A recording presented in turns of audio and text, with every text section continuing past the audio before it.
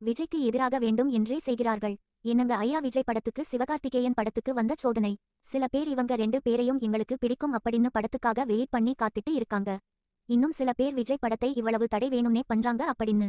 இன்னொரு பக்கம் அண்ணன் தம்பி பொங்கல் அப்படிங்கிற ஒரு இதுல போயிட்டு இருக்கு. விஜயின் அரசியல் பின்னணியில் உருவாகும் கடைசி படம் என்பதால் ரசிகர்கள் மத்தியில் இந்த படத்திற்கு எதிர்பார்ப்பு உச்சத்தில் உள்ளது.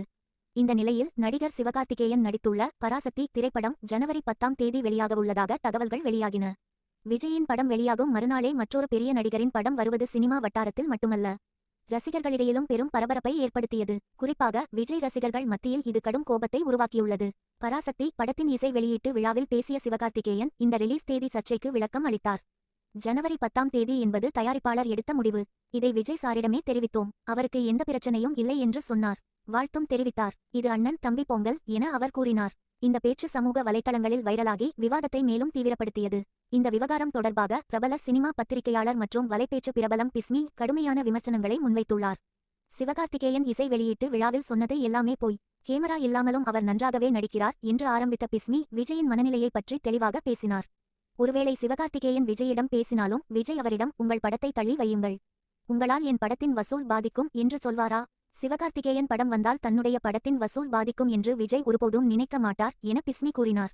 வசூல் விஷயத்திலும் பிஸ்மி கேள்விகளை எழுப்பினார். 9ஆம் தேதி ஜனநாயகன் பாருங்கள், 10ஆம் தேதி என் படத்துக்கு வாருங்கள் என்கிறார். ஒரு பெரிய படம் ஒரே நாளில் முழு வசூலை எடுத்து விடுமா?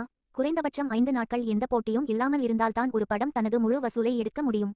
இது சிவகார்த்திகேயனுக்கு தெரியாதா என்று கேள்வி எழுப்பினார். மேலும் ஜனநாயகன் படத்தின் வசூலை குறைக்க வேண்டும் என்ற ஒரே காரணத்திற்காகத்தான் பராசக்தியை 10ஆம் தேதி ரிலீஸ் செய்கிறார்கள் என பிஸ்மி குற்றம் சாட்டினார். ஒரு ஹீரோ நினைத்தால் ரிலீஸ் தேதியை மாற்ற முடியும். இது விஜய் சாரின் கடைசி படம், அவரின் படம் நல்ல வசூலை பெறட்டும் என்று சிவகார்த்திகேயன் சொல்லியிருந்தால் தயாரிப்பாளர் கண்டிப்பாக சம்மதித்திருப்பார் என்றும் அவர் கூறினார். பிஸ்மி தனது விமர்சனத்தில் மேலும் கூறியதாவது, இதுவரை விஜய்க்கு அடுத்தது நான்தான் என்ற மனநிலையில் இருந்த சிவகார்த்திகேயன் இப்போது விஜயுடனே போட்டி போடலாம் என்ற நிலைக்கு வந்துவிட்டார். ஒருவேளை ஜனநாயகன் படம் எதிர்பார்த்த வசூலை பெறவில்லை என்றால் விஜய் படத்தையே நான் காலி செய்துவிட்டேன் என்று மார்த்தட்டிக் கொள்வார் என்றார். முற்றுப்புள்ளி. ட்ரெய்லர் வியூஸ் தொடர்பாகவும் பிஸ்மி சந்தேகம் எழுப்பினார். ஜனநாயகன் ட்ரெய்லர் 2 நாட்களில் சுமார் 3.9 கோடி பேர் பார்த்திருக்கிறார்கள். ஆனால் பராசக்தி ஒரே நாளில் 4 கோடியை தாண்டியது எப்படி?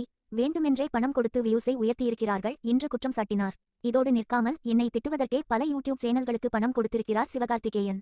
நிறைய பேர் பார்க்கும் சேனல்களை தேர்ந்தெடுத்து ஜனநாயகன் படத்தை மட்டம் தட்டவும் பராசக்தியை தூக்கி பேசவும் சொல்லியிருக்கிறார்.